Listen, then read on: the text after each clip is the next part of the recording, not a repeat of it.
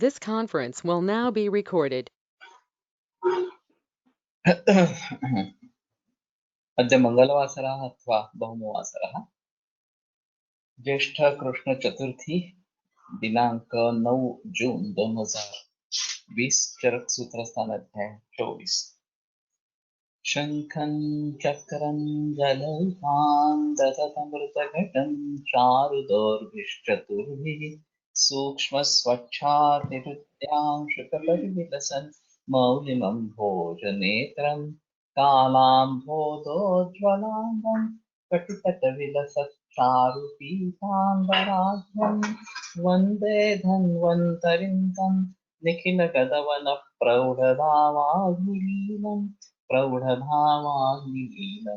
ब्रह्मणो हि समारब्धामात्रेयाद्येषु पूजिताम् अस्मदाचार्यपर्यन्तां वन्दे गुरुपरम्पराम् आयुर्वेदरतं वन्दे माधवाख्यं महागुरुम् आयुर्वेदामृतं सर्वं शिष्येभ्यो यः प्रदत्तवान् द्रष्टाज्ञानी दृष्टकर्मा कृतकर्मा तथैव च अध्यापको विषक्श्रेष्ठो महान् संशोधकस्तथा गुणैरेतैः समुदितैः यत्कार्यं प्रतनोति सः समृद्ध्यर्थं हि कार्यस्य वयं प्रयतामहे सरस्वत्यै नमो यस्याः प्रसादात् पुण्यकर्मभिः बुद्धिदर्पणसङ्क्रान्तं जगदध्यक्षमीक्षते आत्रेयं प्रथमं वन्दे आयुर्वेदजगद्गुरुम् आयुर्वेदामृतं सर्वं गृहीत्वा हि सुरेश्वरात् अग्निवेशादिकेभ्यो यत् प्रयच्छति सत्तमः प्रथमं तन्त्रकर्तारम् अग्निवेशं नमाम्यहम्।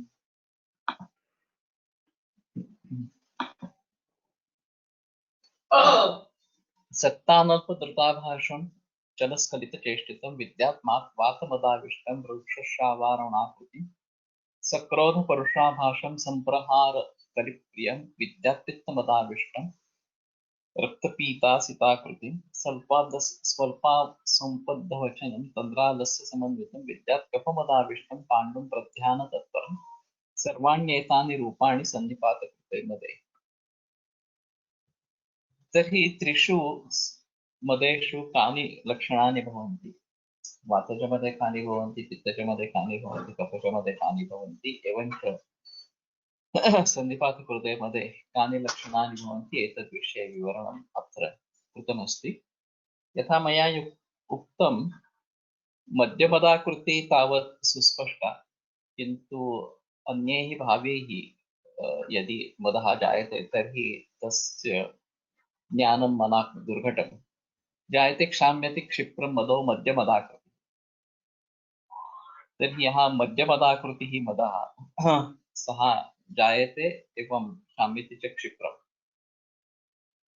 तो जल्दी भी निर्माण हो जाता है और जल्दी शांत भी हो जाता है। मध्य से जो मद निर्माण होता है वो यश्च मध्यकृतः प्रोक्तः विष्णुजो रौधिरश्च या सर्वे एते मदा नरते वातपित्तकफत्रया।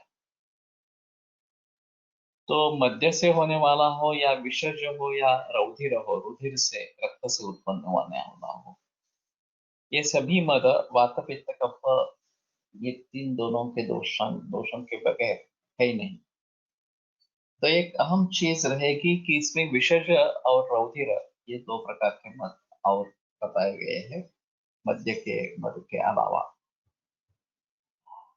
और रौधिर मद को समझ लेना काफी मुश्किल है। विषज मद जो है वो शायद हम इनके बारे में अभी थोड़ा सा सोचे कि जिनमें विष दिया गया हो इस प्रकार के, तो उसमें इस प्रकार का मद आता है क्या और उसके लक्षण कुछ दिखाई देते हैं क्या, इस प्रकार से थोड़ा देखना पड़ेगा।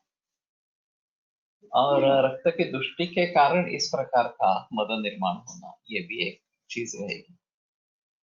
लेकिन इन सभी में वात पित्त और कफ जैसे कि रक्त दुष्टि है तो भी उसमें दोषों का संबंध है। दुष्ट ये शब्द ही दोष से जुड़ा हुआ इस प्रकार का है। तो इसमें वात पित्त कफ इनको देखना ही है, उनके बगैर मद कौन सा भी नहीं है। नीलम वा यदि वा कृष्णम आकाशम अथवा ऋणम पश्याम स्तमः प्रविशति शीघ्रं च प्रतिपद्यते। वेपतुष्टांगमर्दश्च प्रपीडा हृदयस्य च कार्श्य शर्वारुणा छाया मूर्छाये वात्सल्य। तभी मूर्छा के बारे में बताते हैं कि वातसंभव जो मूर्छा है, नीलम यदि वा कृष्णम आकाशम अथवा अरुणम पश्चिम स्तमः प्रविशति। तो नील, कृष्ण अथवा अरुण, इस प्रकार का आकाश देखते हुए तम प्रविशति, अंधेरे में प्रवेश करता है, शीघ्रं च प्रतिपद्यते, और तत्काल इसमें से जग जाता है। वेपथु अंगमर्द हृदय पीड़ा कार्श्य शावारुणा छाया, ये सभी वातज मूर्छा में संबद्ध इस प्रकार। तो मूर्छा जिसको सिंकोप ज्यादातर कहा जाता है, और उसकी अग्रिम अवस्था एक्चुअली क्या लक्षण हो सकते हैं? लक्षण तो यही रहेंगे जो वात पित्त कफ और संधिपात के जो बताए गए हैं, वही लक्षण रहेंगे। लेकिन ये मध्यज जो मद है वो तुरंत शांत हो जाता है। रक्तज मद के बारे में बताना मुश्किल है। एक अजीब केस मैंने सुनी थी एक्चुअली, कि एक औरत कुएं में गिर गई, फिर उसको बाहर निकाला। हाँ, वो बेहोश थी इस प्रकार से। लेकिन जिस वैद्य को बुलाया गया, वो बोला कि ये गलती से कुएं में गिरी नहीं है, उसको मूर्छा आ गई और इसलिए वो गिर गई। तो मूर्छा क्यों आई? तो उसने कहा ये रुधिर मद है, और उसने रक्तमोक्षण करवाया उसमें, और रक्तमोक्षण करने के बाद वो बेहोशी से बाहर निकल आई। तो उसने ये डायग्नोसिस कैसे किया, ये एक अजीब मामला है, और मैंने सिर्फ सुनी है कि ऐसी प्रकार इस प्रकार की स्थिति हुई थी, और रुधिर मद ऐसा निदान उसने किया था इस प्रकार से। तो शायद देखना पड़ेगा जिनमें ये कारण बहुत मात्रा में है, उनमें इस प्रकार का मद अगर निर्माण होता है, ये सभी जो लक्षण बताए गए हैं वो अगर निर्माण होते हैं, तो उसके बारे में थोड़ा सोच सकते हैं। तो ये मूर्छा है, और इस प्रकार का नील, कृष्ण, अरुण, इस प्रकार का रंग देखते हुए तम प्रवेश इसमें हो जाता है। तो ये तम प्रवेश एक इसमें अहम चीज है। ये ऐसा लगता है मरीज को कि वो जैसे कि अंधेरे में चला जा रहा है, और ये टिपिकल इस प्रकार का है। इस ऐसी अगर स्थिति है तो मूर्छा समझ लेना, ऐसा जरूरी है। और वेपथु अंगमद हृदय पीड़ा कार्श्य शावारुणा छाया, शाव आवरण छाया, इस प्रकार। तो छाया के बारे में ज्यादा वर्णन नहीं आता, ये मद मूर्छा संन्यास इसमें थोड़ा सा वर्णन है, बाकी रिष्टाधिकार में ज्यादा वर्णन है। अभी एक ऑरा स्कैन किया जाता है कुछ लोगों के द्वारा, और उनका कहना है कि शरीर में कहाँ पे क्या स्थिति है, ये उस ऑरा के द्वारा बता सकते हैं इस प्रकार से। और ये शायद आगे चलकर काम में आ सकेगा अगर ये छाया प्रभा से जुड़ा है, लेकिन वो कोरिलेशन करना जरूरी रहेगा कि इस प्रकार से ऑरा चेंज होने से इस पर्टिकुलर भाग में बीमारी है, ऐसा अगर हम बता सकते हैं तो ज्यादा अच्छा रहेगा। रक्तम हरित वर्णम वा वियत् पीतमथा पश्यं स्तमः प्रविशति सस्वेद प्रतिविद्यते। स पिपासः स संतापः रक्तपीता कुलेक्षणः संभिन्न वर्षाः पीताभो मूर्छा ये पित्त। में सभी पित्त और रक्त के संबंध में लक्षण है। रक्तम हरित वर्णम वा वियत् पीतमथा, वियत् यानी कि आकाश, तो रक्त हरित वर्ण या पीत इस प्रकार का आकाश देखते देखते पश्चिम स्तमः प्रविशति। तो ये तमो प्रवेश इस प्रकार का जो है वो कॉमन है।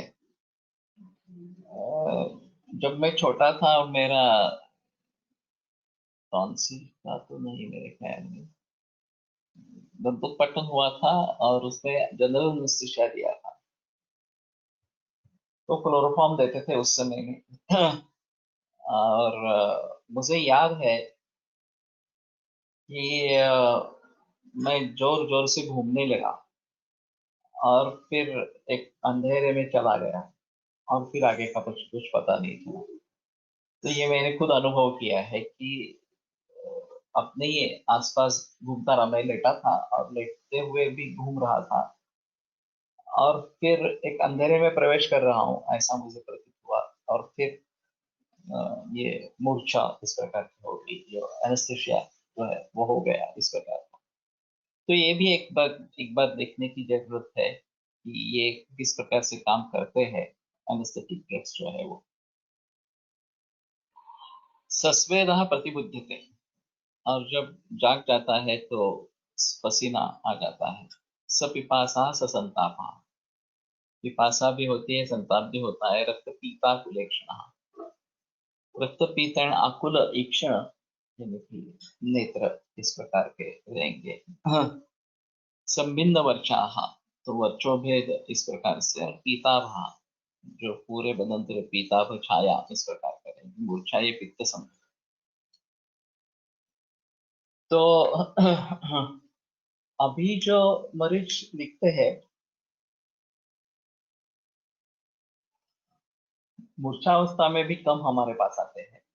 आगे चलकर ज्यादा संन्यासावस्था के मरीज ज्यादा होते हैं। एक कोलटकर सर की अधिक केस थी और अनेक कारणों की वजह महत्वपूर्ण इस प्रकार की थी कि इसी प्रकार एक आदमी मूर्छित होता था। पहले 1-2 मिनट के लिए मूर्छा हुई, फिर दूसरे एपिसोड में 5-10 मिनट के लिए हुई और तीसरे एपिसोड में आधे घंटे तक मूर्छित रहा। तो इन्वेस्टिगेशंस हो गए, एमआरआई में पता चला कि ब्रेन को सप्लाई करने वाली किसी आर्टरी में दोष है और वो जन्म से है, ऐसा उनका कहना था। उस आदमी की उम्र तो 60 से ऊपर थी और अभी तक कुछ ऐसा एपिसोड तो नहीं हुआ था। हाँ।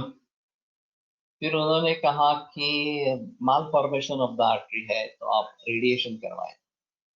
तो उन्होंने रेडिएशन के लिए चिट्ठी दे दी। हाँ। रेडियोलॉजिस्ट ने बताया कि मैं करूंगा रेडिएशन, लेकिन उसका कुछ भी परिणाम हो सकता है। वाचा जा सकती है या पक्षवध हो सकता है।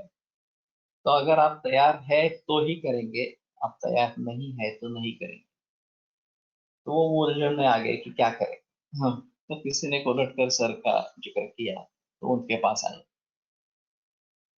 सर ने पूछा, हिस्ट्री देखी तो ऐसा प्रतीत हुआ कि हाँ, तीनों दफा जब मूर्छा आई थी तब ये बहुत क्रोधी व्यक्ति था और झगड़ा हुआ था किसके साथ। हाँ। और फिर वो मूर्छित हो गए थे। हाँ। शायद सर ने ये भी लक्षण देखे होंगे, पीछे जो मूर्छा के जो लक्षण हैं वो भी मिल रहे थे। तो सर ने कहा कि आपके मूर्छा का कारण आपका क्रोध है, और क्रोध पर काबू पाएंगे तो ये समस्या निकल जाएगी। मैं नहीं मानता कि ये आर्थिक का माल फॉर्मेशन वगैरह ऐसा कुछ है। अगर वैसा होता तो इतने बरस में कुछ ना कुछ तो होना चाहिए था, लेकिन ये अभी हो रहा है। और तीनों दफा ये कारण मिल रहा है कि आप क्रोधाविष्ट थे और उसमें ये मूर्छा आ गई। और फिर सर ने उनको एक उदाहरण बताया, वो भी अच्छा था एक्चुअली। हाँ। एक सदाशिव पेठी पुणेकर रात को 10:30 बजे रिक्शा से घर आया, ऑटो रिक्शा से। 4 रुपया बिल हुआ था। ये 12 बजे के बाद 1.5 गुना लेते हैं। तो रिक्शा वाले ने कह दिया कि मुझे अभी 1.5 गुना चाहिए, 10:30 ही बजे थे। तो ये गुस्सा हो गई। और फिर बहुत बातचीत हुई, लेकिन उनका गुस्सा बढ़ते ही गया। रिक्शा वाला भी हटने के लिए तैयार नहीं था और फिर उनको हार्ट अटैक हो गया और उनकी डेथ हो गई। तो क्या हमारी जान 2 रुपए के मूल्य के है कि 4 रुपए के बजाय 6 रुपए देने हैं, तो हम उसको नहीं देना चाहते हैं। तो कुछ लोग कहेंगे कि ये प्रश्न सवाल 2 रुपयों का नहीं है, प्रश्न तत्व का है कि मैं 4 रुपए ही देना मेरे लिए उचित है, तो मैं 6 रुपए क्यों दे दूं, इस प्रकार से। तो सर बोलते हैं कि हाँ ठीक है, अगर ये है तो आप उस पर डटे रहे, लेकिन उसमें क्रोधाविष्ट होने की जरूरत नहीं है। मैं नहीं दूंगा, नहीं तो इसमें चलो, पुलिस चौकी में चलो और फिर वहां पे बात करेंगे। और नहीं है तो 2 रुपए लेके जाओ, ठीक है, किस्सा वहीं पे खत्म। शेंडे सर ने एक अजीब अनुभव बताया था। वो बोले कि ऐसी स्थिति है कि वो 2 रुपए ज्यादा एक्स्ट्रा मांग रहा है, 4 रुपए 6 रुपए मांग रहा है, तो भी दे देना है। तो दूसरा आदमी बोले ये कैसे तत्व का सवाल है, ऐसे कैसे दे देंगे पैसे?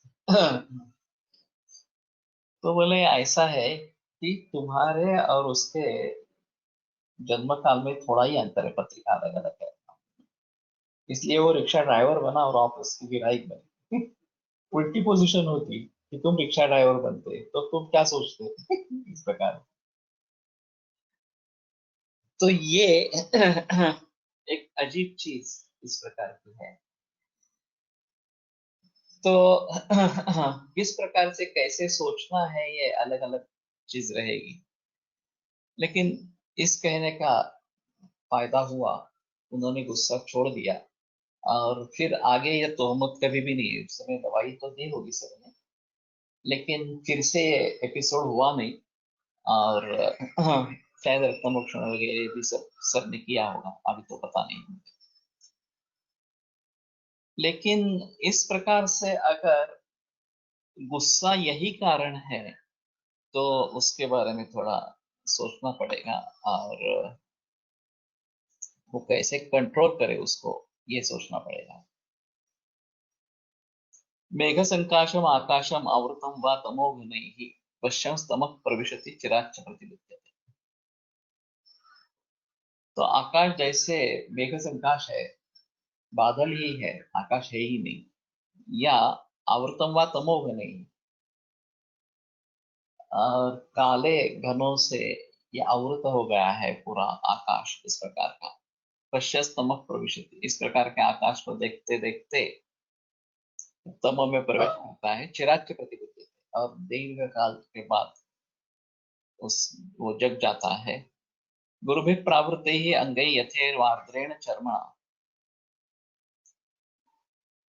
जैसे कि आर्द्र चर्म या गुरु, इस प्रकार का प्रावरण शरीर पे हो गया हो, इस प्रकार की प्रतीति होती है। तो आर्द्रेण चर्मणा के लिए एक अलग शब्द है एक्चुअली, आर्द्र चर्मावनद्धत्वमिव स्तिमितत्वम, जो अभी पक्का याद नहीं है, लेकिन ये चक्रपाणि द्वितीय की टीका में है। और गुरु भी परावृत ही अंगे, जैसे गुरु वस्त्र शरीर पे डाले गए हो। सब प्रसय कहा सर उल्लास, और प्रसय का और उल्लास, ये लक्षण मूर्छा है, कफ संभव, और ये कफ संभव मूर्छा में लक्षण दिखाई देते हैं। सर्वाकृति संधिपातात अपस्मार इवागतः सजंतुम पातयत्याशु विना बीभत्स तिष्ठिते। तो ये संधिपात से जो है वो सर्वाकृति, सभी दोषों के जो लक्षण है उसमें दिखेंगे। अपस्मार इवागतः, और जैसे कि अपस्मार का भी आ गया हो, इस प्रकार का होगा। लेकिन बिना विभत्स चेष्टित, जो अपस्मार में विभत्स चेष्टाएं है वो इसमें नहीं होती। और जंतुम पाते त्याश, वो तुरंत उसको गिरा देता है, आदमी को गिरा देता है। तो इसमें थोड़ा अंतर करना चाहिए कि अपस्मार, अपस्मार में स्मृत्य पायो या अपस्मार, ये मेन है कि स्मृति का दूर होना, यह अपस्मार है। और यहाँ मूर्छा है, इस प्रकार से। और ये मुंह में फेन आना, जीभ चबा जाना वगैरह वगैरह, इस प्रकार के कुछ लक्षण अपस्मार में दिखते हैं, मुठ्ठियां दिख जाती है, इस प्रकार से। और उसमें भी कभी कभी लोग बताते हैं कि ऐसा कुछ देखते देखते मैं समझ प्रवेश मेरा हो गया। कुछ लोगों को प्रतीत होता है कि अभी ये अपस्मार का वेग आने वाला है, उसी समय वो अच्छा सहारा ले ले, मुंह में हाथ रुमाल रखे, तो आगे की तोहमत थोड़ी कम हो जाती है। इस प्रकार से हाइपोग्लाइसीमिया में भी मूर्छा आती है, तो उससे आयुर्वेदिक दृष्टिकोण से कैसे देखें? ये शायद अभी के एंटी डायबिटिक मेडिसिन का, इंसुलिन का परिणाम इस प्रकार का है, और उसके बारे में सजग होना जरूरी है। तो ये रात में अगर होती है तो किसी को पता नहीं चलता, और फिर बड़ी तोहमत आ सकती है उसमें। तो इसका स्पष्ट निर्देश ग्रंथों में तो है नहीं, इस प्रकार की मूर्छा का डायबिटीज के कारण होने, हाइपोग्लाइसीमिया होने के कारण, लेकिन उसके बारे में तो सोचना पड़ता है, ये सही बात है।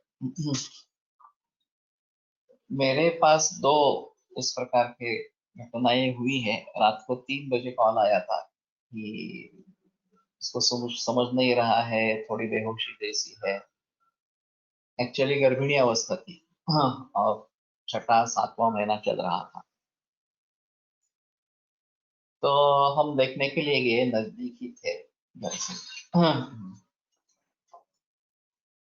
और फिर पूछा कि डायबिटीज का कोई चक्कर है क्या? तो बोले नहीं, क्या क्या खाया था? तो उसने पहले दिन कुछ मीठा खाया था एक्चुअली।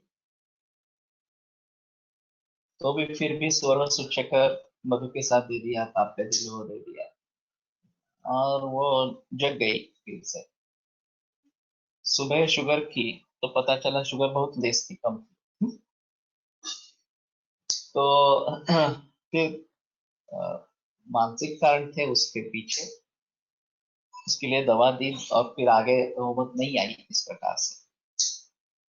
और दूसरा इंसिडेंस हुआ था, वो वृद्धा औरत थी, और रात को सोई थी, और वो इंसुलिन ले रही थी, एक्चुअली इंसुलिन डिपेंडेंट थी। रात को इंसुलिन ले लिया, और ऐसे ही मध्य रात में मुझे उठाया गया कि वो कुछ कर रही है, देखो, इस प्रकार से। तो देखा तो उसको समझ में कुछ नहीं आ रहा था, बैठी थी उठ के, लेकिन कहाँ देख रही है, क्या देख रही है, कुछ समझ में नहीं आ रहा था। तो उनके पति जानते थे, उन्होंने तुरंत शक्कर पानी में मिला के वो पिला दिया उसको, और जैसे ही वो पानी गया, वैसे वो सुधर गई। तो मेरे लिए पहला अनुभव था इस प्रकार से। तो इस प्रकार की परिस्थितियां हो सकती है, और उसके बारे में हमें जागरूक होना है। खास करके जब मैं कैंसर और डायबिटीज, ये दोनों लोग साथ में हैं, और पेशेंट इंसुलिन ले रहा हो या एंटी डायबिटिक ड्रग्स ले रहा हो, तो केवल दूध पे रहने से शुगर कम होने लगती है, और इस प्रकार की नौबत आ सकती है। तो मैं बता के रखता हूँ कि शुगर चेक करते रहो। अगर सुबह वाली शुगर 100 तक पहुंच जाती है, या 100 के नीचे जाने की संभावना है, तो रात का इंसुलिन या रात की गोली बंद करो। फिर भी हर 2-3 दिन के बाद शुगर करते रहो। अगर पोस्टपेंडियल भी कम होती जा रही है, या दोपहर में रैंडम शुगर कर दी, वो भी कम होती जा रही है, तो सभी दवाइयां हटा दो जो एंटी डायबिटिक है। और जब तक वो दूध पे है, तब तक शुगर बढ़ती नहीं है। दूध के साथ रोटी वगैरह शुरू करेंगे तो शायद बढ़ सकती है, लेकिन उस समय में हम आयुर्वेद की दवा ही देते हैं, हम एलोपैथी में नहीं जाते हैं, तो मेंटेन होती है। और आयुर्वेद की दवा से इस प्रकार की नौबत नहीं आती है, लेकिन ये एलोपैथी और आयुर्वेद दोनों साथ में चलेंगे तो ये बात हो सकती है। और हमें उसके बारे में थोड़ा सावधान रहना चाहिए। तो ये अच्छा हुआ कि तुमने इसके बारे में पूछा, क्योंकि इस प्रकार की मूर्छा तो दिखाई देती है। बहुत साल पहले एचवी सरदेसाई ने एक लेख सकार में लिखा था, बड़ा लेख था, और ये सिंकोप इन डायबिटीज इसी के बारे में था। और पेशाब करने के लिए लोग उठते हैं, समझ में नहीं आता है और मूर्छित हो जाते हैं और फिर अपने आप जग जाते हैं। थोड़ी देर के बाद वो पड़े रहते हैं वहां पे और फिर पता नहीं चलता कि ये क्यों हुआ इस प्रकार। एलोपैथी के दृष्टि से एचवी सरदेसाई ने उसका बहुत अच्छा विवरण किया था, नर्वस सिस्टम कैसे अफेक्ट होती है क्या है इस प्रकार से। वो मालूम नहीं वो कहाँ पे अभी लेख होगा नहीं होगा, सकाल में शायद मिल जाएगा इस सकाल इस प्रकार में। What medicine do you use for sugar control? ये अलग चीज है।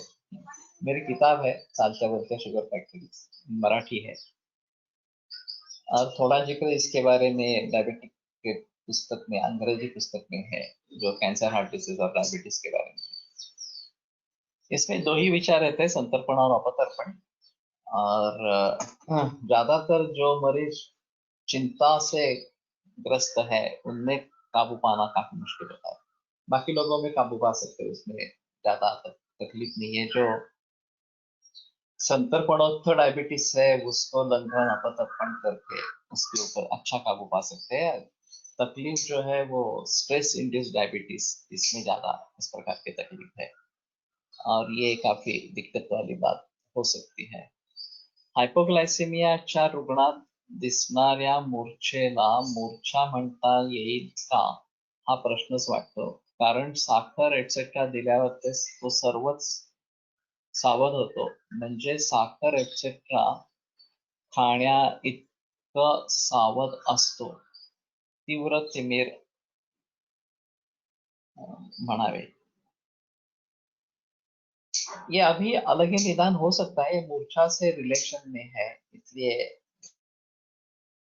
यहाँ पे बताया गया इस प्रकार से।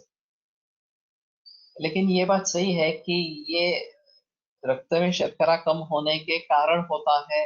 आधुनिक तकनीक है एंटी डायबिटिक ड्रग का जो है वो, और इसलिए इसको मूर्छा सदृश कहेंगे, शायद मूर्छा कहे न कहे ये अलग चीज इस प्रकार की रहेगी।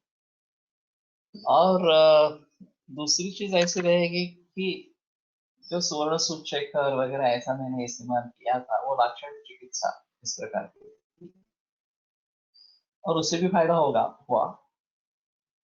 कुछ लोग कहेंगे कि शहद उसके साथ में दिया था, वो शहद की वजह से फायदा हो गया, ऐसा भी हो सकता है। तो उसके बारे में थोड़ा सोचना पड़ेगा कि ये बात सही है कि चक्कर देने से ये सुधर जाता है, ये तो सही बात है। और फिर उसको समझ लेना जरूरी है। वैसे भी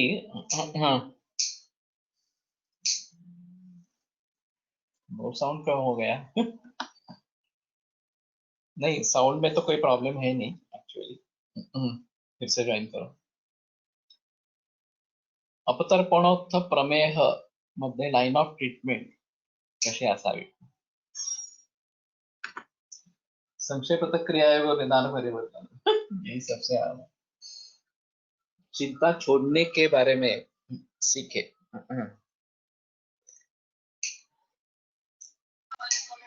और ये आसान नहीं है कि चिंता छोड़ना इस प्रकार से, लेकिन अगर वही हल है तो उसके बारे में करना जरूरी है। योग का प्रैक्टिस करे, योगाभ्यास करे। अब ये जो गोंदवलेकर महाराज कहते हैं कि कर्ता परमेश्वर है, हम कर्ता नहीं है, ये भली बातें समझ लेंगे तो मेरी भूल हो गई क्या, मुझसे भूल हो रही है क्या, वगैरह वगैरह, ये बातें नहीं, बात ध्यान में आएगी। और जो समस्या है उसके बारे में अच्छी ढंग से उसका हल क्या है ये सोचना है। तो निगेटिविटी का दो तरीके से परिणाम होता है। एक तो आदमी डिप्रेशन में चला जाता है, परिस्थितियां और बिगड़ जाती है। और सबसे अहम है कि वो पॉजिटिवली सोचता ही नहीं है कि इसमें से बाहर आने के लिए क्या करना है। ये विचार ही उसने मन में नहीं आता है। तो उसके बारे में अगर सोच शुरू हो जाए तो कम से कम कुछ ना कुछ मार्ग निकलेगा। हाँ। और नहीं तो ये भी स्पष्ट हो जाएगी कि मार्ग निकलने वाला नहीं है। तो हमें इसी के साथ जीना है या फिर किसी दूसरी चीज में ध्यान देना है जो हमारे लिए फायदेमंद इस प्रकार की। तो ये हमें डिप्रेशन से बचा सकता है। जो भी होता है वो अच्छे के लिए होता है, ऐसा एक ऐसी एक कहावत है। और दैव नाम की एक चीज होती है जिसके बारे में कहना काफी मुश्किल होता है। तो अगर राम को भी अचानक वनवास जाना पड़ा, तो हमारी क्या स्थिति है? उसके ऊपर भी इस प्रकार की नौबत आ सकती है, तो वो देव होते हुए भी इस प्रकार का है। Have you treated cases of depression in old age? I have been treating so many cases because it is not, they are not coming for depression as such. There are very few cases of depression.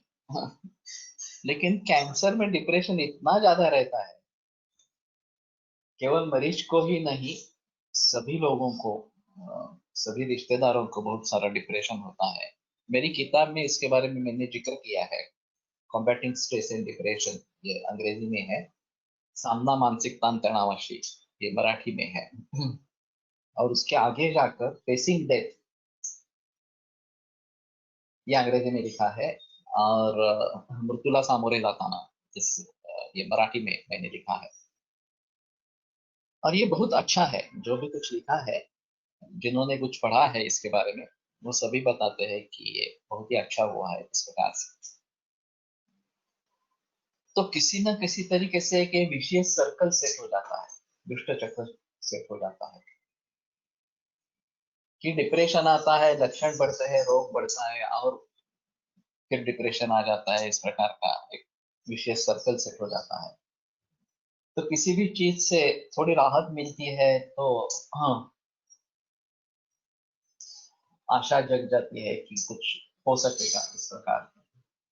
और फिर ये positive thinking से रोग कम होता है, लक्षण कम होते हैं, तो आशा और बढ़ जाती है इस प्रकार से। लेकिन ये करने के लिए इसके साथ में योग करे, ये बेहतर है। और अभी जो तरीका अपनाते हैं वो ग्रुप काउंसलिंग इस प्रकार का, या अनुभव को शेयर करना इस प्रकार से। कैंसर सपोर्ट ग्रुप्स होते हैं। और जो कैंसर से ठीक हुए मरीज है या डिसीज फ्री स्टेट में है, वो अगर अपना अनुभव बताएंगे तो बाकी लोगों को स्फूर्ति मिलती है, ऐसा है। तो ये अगर करते रहेंगे तो बेहतर इस प्रकार का रहेगा।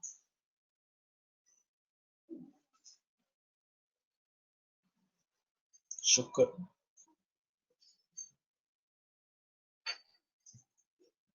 शुक्र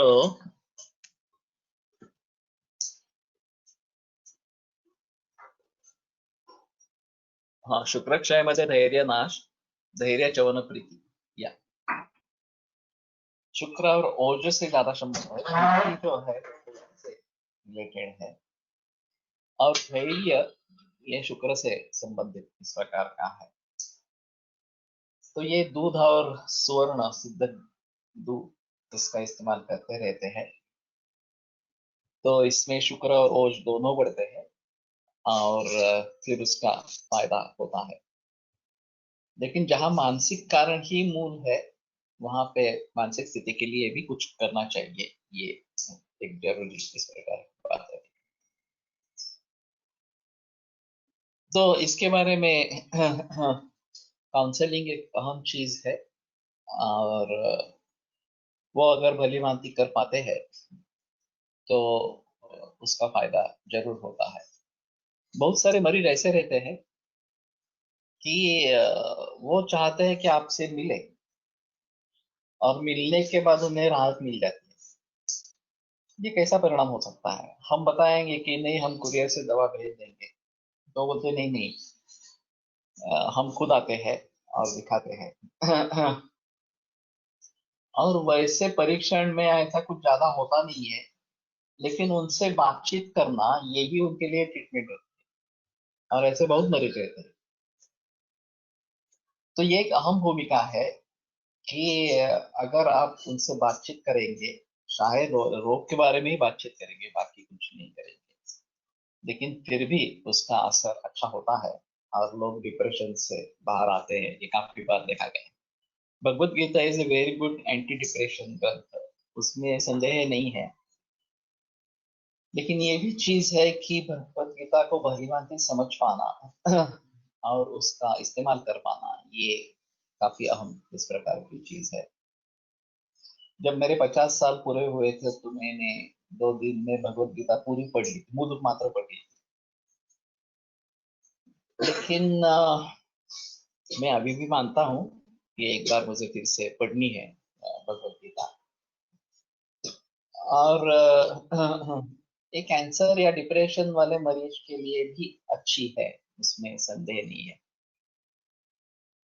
आत्मा नाम आत्मानमेव मन्यते कर्ता सुखदुःखयोः, ऐसा भी है। तो कर्ता परमेश्वर, ये विरोधी नहीं है क्या? दोनों का रेफरेंसेस अलग अलग इस प्रकार के हैं। वो जो बात कही गई है वो श्रेयस्कर मार्ग पर हमें जाना है, इसके बारे में वो बताया गया है। और हम करता नहीं है, करता कर्ता परमेश्वर इस प्रकार का है। इसमें भी वही भाव है कि मैं करता नहीं हूं इस प्रकार से। तो मुझे श्रेयस्कर मार्ग पर ले जाने के लिए मुझे कर्ता समझना चाहिए। ये चीज उस दृष्टि से है कि हम लोगों को दोषी मानते हैं। मैं जो गलतियां कर रहा हूं उसका जिम्मेदार मैं नहीं हूं, कोई दूसरा है। और दूसरे के भूल के लिए मैं क्यों सजा पाऊं? ये उसके पीछे विचार है। तो अगर ऐसी स्थिति रहेगी तो ये समझ लेना चाहिए कि नहीं, मैं भी उसमें दोषी हूँ, और ये मानकर चलना चाहिए। ऐसा नहीं कहते कि खुद ही हो तुम दोषी, लेकिन मानकर चलना चाहिए कि ये अगर मेरे साथ हो रहा है तो मेरा भी कुछ दोष है, शायद इस जन्म का नहीं है, पिछले जन्मों का कुछ दोष होगा, और वह मैं उसको भुगत रहा हूँ। और ये होने के बाद ये खत्म हो जाएगा, एक बार मैं भुगत लूंगा, ये खत्म हो जाएगा इस प्रकार से। तो इस प्रकार की नौबतें आती रहती है, और उसमें हम किस प्रकार की भूमिका निभाए, ये सबसे अहम चीज इस प्रकार से रहती है। एक ऐसा रानू सर ने कहा था कि भीष्माचार्य ने जब वो शरपंजरी हो गए, तो कृष्ण से पूछा कि मैंने 75 बरस पहले जाकर देखा, मुझे कारण नहीं समझा मेरी दुर्गति का इस प्रकार। तो कृष्ण ने बताया कि और जन्म पीछे जाइए, आपको कारण मिल जाए। तो ये अजीब मामला है। 75 बरस, 75 जन्म से पूर्व कोई कारण हो सकता है, और वो अभी इस प्रकार से परिणत हो सकता है। ये बड़ी अजीब चीज इस प्रकार की है। हम्म। तो अगर ये मान लेते हैं कि मेरे ही कर्मों का कुछ फल है और मुझे वो भुगतना है इस प्रकार से, तो उसके बारे में हम चिंता छोड़ देते हैं इस प्रकार से। जब मैंने हमारा ये करवे नगर वाला घर इसकी शुरुआत की, तो बहुत सारे दिक्कतें आई, 5 बरस तक हम लड़ते रहे, और फिर वो समस्या सुलझ गई। लेकिन इसमें मेरे गायत्री जप और गणपति के अथर्व शीर्ष का महत्वपूर्ण योगदान रहा। इसलिए मैंने इसका नाम वरद कृपा इस प्रकार का रखा और गायत्री आयुर्वेदिक क्लिनिक ये क्लिनिक का नाम रखा। तो ऐसे क्या स्थिति रही, जब ये प्रॉब्लम सुलझ गया तो मुझे तो पता नहीं चला, लेकिन फिर से तकलीफें नहीं आई। तो मैंने पूछा मध्यस्थ से कि क्या हुआ, तो बोले नहीं वो मिट गया प्रॉब्लम। तो मैंने बोला कि फिर उन्होंने बताया क्यों नहीं मुझे। उनमें आपस में समझौता कर लिया, मेरा कुछ वास्तव में रोल नहीं था उसमें। दो अन्य व्यक्तियों का झगड़ा था और मुझे बीच में फंसाया गया था। तो वो बोला कि वो कैसे आपसे बात करेंगे, वो हार गए हैं। मैंने कहा मेरे लिए हार जीत का पैसा नहीं है, ये मेरी जीत हुई ऐसा तो मुझे कोई उसका आनंद नहीं है। मुझे सिर्फ इतना जानना था कि हाँ प्रॉब्लम मिट गया। बस बाकी क्या करना है। ये शायद मेरे पिछले कर्मों का कुछ परिणाम हो कि जिसलिए ये मुझे भुगतना पड़ा इस प्रकार से। और उसने जो कर्म किया है इस जन्म में, वो शायद इस जन्म में अगले जन्म में उसको भुगतना पड़ेगा, वो अलग चीज है, वो अपना अपना देख लेगा क्या करने का उसका। लेकिन मैं तो छूट गया, ये तो बड़ी अच्छी चीज है इस प्रकार से। तो जब हम दूसरों को कोसते हैं तो ये मुद्दा काम में आता है कि आत्मा नहीं मन्यता करता हूँ। केवल दूसरा कोई दोषी है ऐसा नहीं है, मैं भी दोषी हूँ इस प्रकार में। और फिर मुझे क्या सुधारना है ये मुझे समझ लेना है। क्रोध के बारे में ये बहुत जगह दिखाई देता है। हाँ, कि क्रोध का समर्थन करते हैं कि आप भी उस समय में होंगे तो आपको भी गुस्सा आ जाता इस प्रकार। कोलटकर सर कहते थे कि इस प्रकार का समर्थन कभी भी मत करो। मान दो कि ये मेरी गलती है, क्रोध हुआ ये मेरी गलती है। जब ये द्रौपदी को उपदेश किया गया कि पहले दुर्योधन को माफ कर दो, ये तो बहुत ही बड़ा उपदेश है और उसको वास्तव में लाना बहुत ही कठिन काम है। लेकिन पहला उपदेश कृष्ण ने द्रौपदी को किया है कि दुर्योधन को पहले माफ करो फिर अपने पति को माफ करो इस प्रकार से। तो जो भी कुछ हो रहा है उसमें मेरा भी कुछ रोल है और मुझे पहले सुधरना चाहिए, बाकी लोगों को सुधरने की बात छोड़ दो, पहले खुद को सुधरो। तो फिर बाकी लोग सुधरेंगे नहीं सुधरेंगे इससे कोई नहीं होगा, कुछ नहीं होगा इस प्रकार का। आत्मा ही परमेश्वर है लेकिन उसमें अविद्या का आवरण है। और जैसे कि मैंने कहा कि आत्मा में वो तुम अन्यथा करता है, सुख दुख हो, ये अलग माहौल में उपयोग में लाने वाला है। और हम कुछ खुद करता नहीं है, ये अलग माहौल में इस्तेमाल में आने वाला सूत्र है। तो दोनों को समझो, भली भांति समझो और फिर जो योग्य जिस स्थिति में हो उसका पालन करो, ये सबसे बेहतर है। और ऐसा भी है ना कि आपने कितने भी दुष्कृत्य किए होंगे तो भी अगर वाल्या कोड़ी से वाल्मीकि बन जाता है तो सुधरने के चांसेस है। ऐसा नहीं है कि हम सुधर नहीं सकते हैं, इसमें परिवर्तन आएगा ही नहीं, ये होगा ही नहीं, इस प्रकार से अगर हम करते रहेंगे तो कुछ होगा नहीं, ये तो सही है। लेकिन दृढ़ निश्चय अगर हो जाता है तो इस प्रकार की स्थिति हो सकती है। कर्म करने के लिए खुद जिम्मेदार, फल जो देना है उसके लिए परमेश्वर। हाँ, कर्मण्येवाधिकारस्ते मा फलेषु कदाचन ना कर्म फल हेतुर्भुः मा ते संगोऽस्तु अकर्मणि। ये पिता का एक बड़ा अहम तत्व ज्ञान है। चरकाचार्य यानी मीमांसा अध्याय 8 में जो कर्ता करण कार्य कार्य योनि कार्य फल वगैरह के बारे में बताया गया है, उसमें एक आनुषंगिक फल भी बताया गया है। यहाँ कर्तारम अवश्यम अनुबध्नाति शुभा वा अपि अशुभा वा भावा। शुभ या अशुभ इस प्रकार का भाव जो कर्म के द्वारा निर्माण होता है और कर्ता को लग जाता है इस प्रकार से। तो ये सोच समझ कर करना है, ऐसा थोड़ा सा है। तो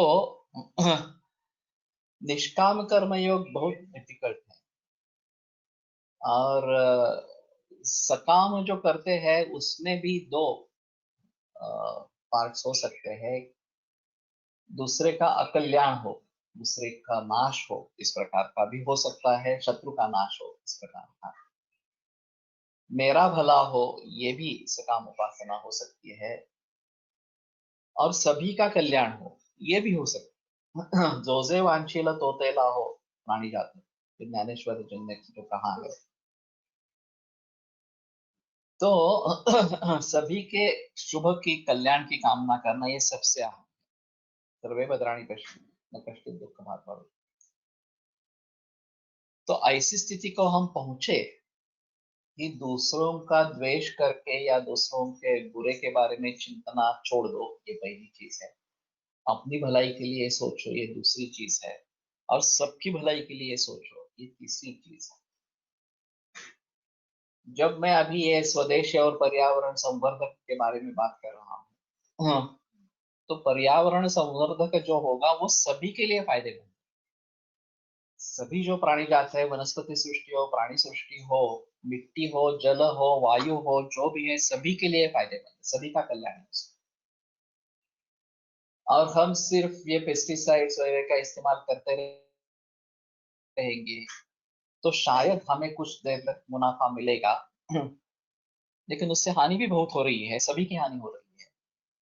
तो उस मार्ग को छोड़ देना चाहिए, और जो सच्चा मार्ग है, अच्छा मार्ग है, उसी मार्ग पर मार्गक्रमण करना है, ये है। तो निष्काम कर्म योग, शायद आपने जब अपने पूर्व कर्म को सब मिटा दिया है, भुगत लिया है, और आप अगला जन्म नहीं चाहते हैं, तो निष्काम कर्म योग की बात हो सकती है। उसके पहले भी हो सकती है, ऐसा नहीं है कि नहीं हो सकती इस प्रकार के। लेकिन ज्यादातर हम सकाम कर्म ही करते रहते हैं। एक मुक्त योगी नाम की संकल्पना है, मैंने कई बार ये कथा बताई है। आंसर और पूर्व कर्म का क्या संबंध? Anger anger.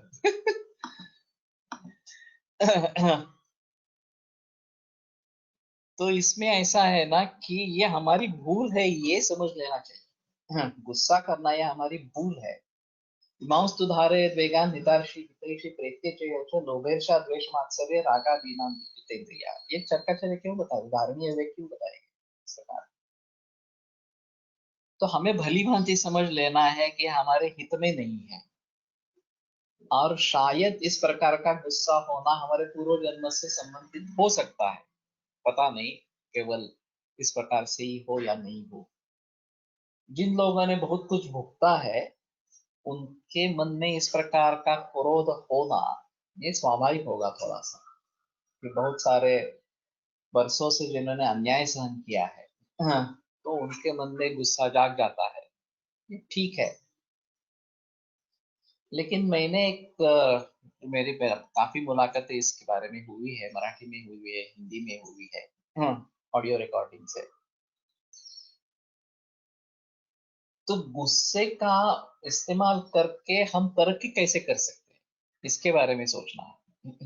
गुस्से के बहस में आकर खुद का और दूसरों का नुकसान करना, ये समस्या का हल नहीं है वास्तव में। तो जिस कारण से हमें गुस्सा आया, वो कारण कैसे दूर होगी, इसके बारे में हमें सोचना है। सभी जो राज्य क्रांतियां हुई है वो गुस्से के कारण ही हुई है। लेकिन ये एक पॉजिटिव चेंज उसमें आ गया। कोई जुलूम करने वाला इस प्रकार का राजा हो, प्रजा बहुत संत्रस्त हो, और फिर राज्य क्रांति हो जाती है और दूसरी जगह दूसरा कोई ले लेता है, अच्छा आदमी ले लेता है। तो उसी तरीके से आयुर्वेद भारत में अल्टरनेटिव क्यों, पर्यायी क्यों, इस बात से मुझे भी गुस्सा आता था। हाँ, हमारा ही शास्त्र है, हमारे ही देश में हम पर्यायी है, ये क्यों इस प्रकार से? तो ये गुस्सा बहुत सारे बीएमएस लोगों को भी नहीं आता है वैद्यों को भी नहीं आता है, जो आयुर्वेदिक प्रैक्टिस करने वाले उनको भी नहीं आता है। लेकिन गुस्सा करने से क्या मतलब है? उसके कारण ढूंढो, क्यों नहीं हो रहा? क्योंकि विद्यार्थियों को शिक्षा नहीं मिल रही। जिस ढंग की शिक्षा चाहिए, मूल ग्रंथों का अध्ययन होना चाहिए, प्रैक्टिकल होना चाहिए, वो नहीं मिल रहा, इसलिए नौबत आ गई है। तो उसको कैसे सुधरेंगे? तो गुस्सा अपने आप कम हो जाएगा ना। इसलिए तो गुरुकुल का आरंभ शुरू किया, इसलिए तो ये ऑनलाइन लेक्चर शुरू कर दिए, मूल ग्रंथों का वाचन शुरू कर दिया, विद्यार्थियों को प्रैक्टिस को जाने के लिए कहा, प्रैक्टिस में लगने के लिए कहा। तो ये उस समस्या का हल है। अगर मेरा मकसद हमारा आयुर्वेद पूरे विश्व भर में प्रथम पसंदी का वैद्य हो, इस प्रकार का है, तो ये सकाम कर रहा हूं मैं, ऐसा निष्काम तो नहीं कर रहा हूँ। अभी जो कर रहा है ये इस उद्देश्य से मैं कर रहा हूँ ये काम इस प्रकार से। लेकिन इस उद्देश्य में सभी की भलाई है, हमारी भी भलाई है, समाज की भी भलाई है। तो ये सर्वे भद्राणि पश्यन्तु इस प्रकार का है, तो ये अच्छा है, उसमें कोई प्रॉब्लम नहीं है। एक स्थिति ऐसी आएगी कि हाँ ठीक है, मैंने जो करना था, मुझे जो करना था वो मैंने कर लिया है। अभी कुछ आशाएं आकांक्षाएं नहीं रही है मेरी, और सिर्फ रही है वो मोक्ष की आकांक्षा रही है। तो उसके बारे में करना है, तो मुझे निष्काम कर्म करना है इस प्रकार से कि आगे फिर से अगला जन्म मिले, इसलिए मुझे कुछ कर्म नहीं करना। वो मुक्त युग की मैं बात कर रहा था, और वो केवल उनका आयु है, इसलिए आयु शेष है, इसलिए वो जिंदा रहते हैं। लेकिन कपड़े की शुद्ध नहीं रहती, खाने पीने के बारे में कुछ सोच नहीं रहती, जो कुछ देते हैं खा लेते हैं, इस प्रकार का वो रहता था। तो एक व्यक्ति ने उसको मिर्च का ठेचा बना के खिलाया। वो 12 बजे जो भी कुछ खाने के लिए देता वो खा जाता, तो उसने वो खा लिया। दूसरे दिन ये आदमी देखने के लिए गया कि क्या है, तो वो ऐसे ही पड़ा था। गुदद्वार में सूजन आई थी, वहां से खून बह रहा था, एक कुत्ता आकर वो खून चाट रहा था। वो देखने के बाद जिसने ये मिर्च दे दी थी, वो शर्मिंदा हो गया कि मैंने क्यों किया, इस आदमी ने मेरा कुछ बिगाड़ा नहीं था, मैंने क्यों उसको तकलीफ दी। तो उसमें जाकर उसकी क्षमा मांगी। तो उसने पूछा कि क्या हुआ? तो बोले कि ऐसा ऐसा मैंने मिर्ची दे दिया था, आपने वो खा ली, और या इस तो फिर ये ऐसा खून निकल रहा है, वो कुत्ता चाट रहा है। उसने जवाब दिया, चमड़ी जाने और कुत्ता जाने। मैं देह नहीं हूँ, मैं आत्मा हूँ, और मुझे कुछ नहीं है तकलीफ। अगर शरीर को है, उस कुत्ते को उसका आनंद है, ठीक है, मेरे लिए क्या है? तो ये सच्ची मुक्त योगी है इस प्रकार से।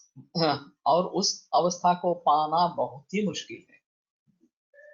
हम इतने जुड़ जाते हैं हमारे शरीर से कि यहाँ दुख रहा है, यहाँ दाह हो रहा है, मेरा मन संतप्त हो गया है, वगैरह वगैरह इस प्रकार से, कि हम भूल जाते हैं कि हम अलग है इससे। और जब तक इसका ज्ञान नहीं होता कि हम इससे अलग है, तब तक सुधरने का कोई चांस नहीं है इस प्रकार से। इसको समझ लेना ये बहुत आवश्यक इस प्रकार की चीज रहेगी। प्राकृते क्रिया क्रियमाणानि गुणैः कर्माणि सर्वशः अहंकार विमुक्तात्मा विमुक्तात्मा कर्ता अहम इति मन्यते। सो इसका कैसे अर्थ समझे? ये गीता का श्लोक है एक्चुअली। तो अहंकार विमुक्त आत्मा, विमुक्त है या ये कुछ गड़बड़ है इसमें। करता हम इति मन्यते, अहंकार से जुड़ा आत्मा उसको हम करता है, इस प्रकार का समझ लेता है। सो प्रकृति क्रियमाणानि गुणैः कर्माणि सर्वशः, गुणों के द्वारा जो कर्म प्राकृत स्थिति में की जाती है, तो अहंकार से युक्त आत्मा उसको समझ लेता है कि मैं कर रहा हूं इस प्रकार। तो सबसे पहले तत्व जो बताया गया है वो अहंकार है, बुद्धि तत्व है। बुद्धि के तुरंत बाद अहंकार है। बुद्धि तत्व का ज्ञान होना इस प्रकार का है। ज्ञान होते ही क्या पता चलता है कि मैं हूँ, अहंकार जागृत हो जाता है। इस प्रकार के सांख्य का जो सृष्टि निर्माण का क्रम है उसके लिए Dr. Albert Ellis too describes that in same condition, different people react differently, and this reaction depends upon their thought processes. That's our darshanik base.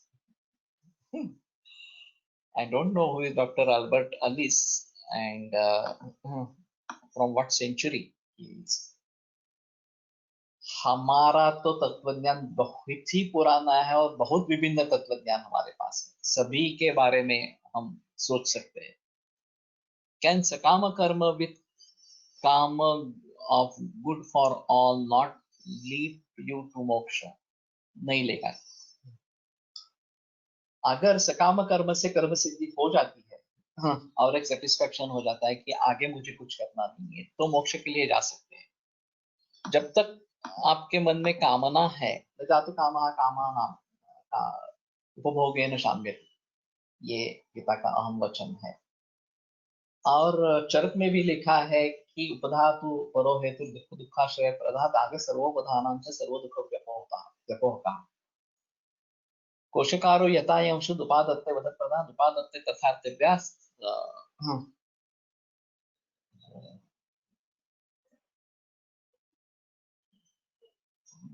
आखिरी चरण में भूल गया। तो उसकी कामना पूर्ति होती ही नहीं है, ये सबसे अहम है। अगर इस प्रकार का सेटिस्फैक्शन हो जाता है कि आगे मुझे कुछ करना नहीं है, तो सकाम भी अच्छा है। और सभी के लिए अगर शुभ का हम चिंतन करते हैं तो अच्छा ही है, उसमें कोई संदेह नहीं है। दूसरों के बारे में बुरा चिंतने के बजाय न्यूट्रल होना अच्छा है। न्यूट्रल होने से बजाय अच्छा सभी के लिए करना ज्यादा बेहतर इस प्रकार का है। ध्यान मूलम गुरुर्मूर्ति, मोक्ष मूलम गुरु कृपा। ये कहाँ का है मालूम नहीं है, लेकिन ध्यान मूल गुरु मूर्ति इस प्रकार का। अगर ये एक आलंबन है, धारणा और ध्यान, धारणा एक आलंबन है। वो कुछ भी हो सकता है, ओम भी हो सकता है, कोई देवता भी हो सकती है, गुरु भी हो सकता है। उसके ऊपर अगर कॉन्सेंट्रेट करेंगे तो हमारे जो विचार भटक जाते हैं वो भटकना कम हो जाएगा। योगे मोक्षे च सर्वासाम वेदनानाम अवर्तन, किसी भी प्रकार की संवेदना नहीं है योग और मोक्ष। और योगे मोक्ष निवृत्ति निशेषा, मोक्ष जब हो जाता है तो निवृत्ति निशेषा, कुछ भी बाकी नहीं रहता, पूरी निवृत्ति हो जाती है। योगो मोक्ष प्रवर्तका, योग जो है वो मोक्ष प्रवर्तक है, चरक में ही लिखा है। तो इस प्रकार से अगर हम ध्यान मग्न होते हैं, ध्यान की भली भांति प्रैक्टिस करते हैं, तो ये पॉसिबल है। ये कौन योगी है ये तो पता नहीं। तो लटकर साहब ने बताई कथा थी। अहंकार विगूढ़ आत्मा, हाँ, तो मैंने सोचा कि ये कुछ अलग होगा। वियुक्त आत्मा तो नहीं रहेगा, विगूढ़ आत्मा, तो ठीक है, ओके। तो मेरे ख्याल में क्या है, ये कुछ हाँ, अलग ही विवरण इस प्रकार का हो गया। लेकिन सभी प्रकार के सूत्र है, किस प्रकार का सूत्र किस माहौल में इस्तेमाल में लाना है, ये हमें सोचना है। इसीलिए गुरु की आवश्यकता है। गुरु भली भांति समझ लेता है कि इस समय में कौन सा उपदेश करना है। हाँ। ये जो अर्जुन को मोह हो गया कि मेरे गुरुजन, मेरे बंधुजन सामने है, उनको मैं कैसे मारूं, इस प्रकार के, और इसलिए गीता बताई गई।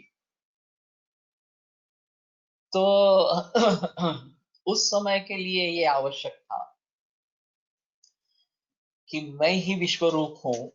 और ये जो जिनको मारने की तुम बात कर रहे हो, मैंने उनको पहले ही मार दिया है एक्चुअली, तुम तो केवल निमित्त मात्र हो, इस प्रकार से। तो अगर इसमें एक धर्म और अधर्म के बारे में बहुत गहरी सोच है, और ये काफी समझ पाना मुश्किल है। गीता में जो इसके बारे में आया है, किसका कौन सा धर्म है और किसको हम धर्म समझ रहे हैं। भीष्म और द्रोणाचार्य, हाँ, वो भी उस प्रकार के बंधन से हटे नहीं, जो सही नहीं था, ये धर्म का बंधन था ही नहीं, लेकिन वो भी उसमें अटक गए और फिर दुर्गति उनकी इस प्रकार की हो गई। और युधिष्ठिर के बारे में भी वही हुआ।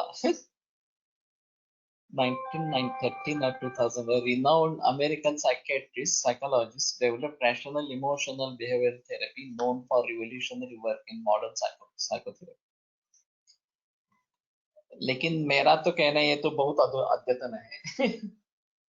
हमारे यहाँ हजारों वर्षों से तत्वज्ञान चले आ रहे हैं, और अभी की साइकियाट्री जो है वो ज्यादातर इस पर निर्भर है या फिर ड्रग्स के ऊपर निर्भर है। आयुर्वेदिक साइकोलॉजी बहुत अच्छी है, और आयुर्वेदिक साइकोलॉजी की प्रैक्टिस करने वाले भी कम है। सोहन पाठक इस प्रकार का कर रहा है, ये यशस्वी जोशी यहाँ पे पुणे में कर रही है, तो उसके बारे में हमें थोड़ा सोचना है।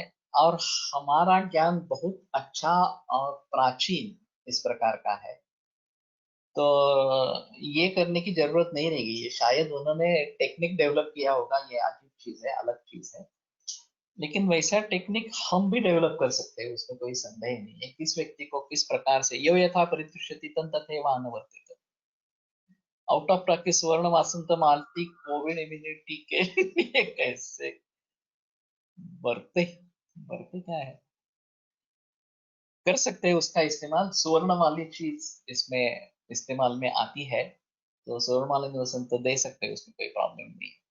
So in the Ramacharita it is written that Jivana Marana is in hands of Vidhi, and we Ayurved people try to improve Ayushya or age by Achara Rasayana and Adhyananda Rasayana. Which one Rasayana?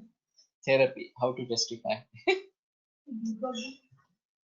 इसमें ऐसा है कि एकोत्तर मृत्यु शतम ब्रुवते वेदवादिना तत्रैकः कालजः।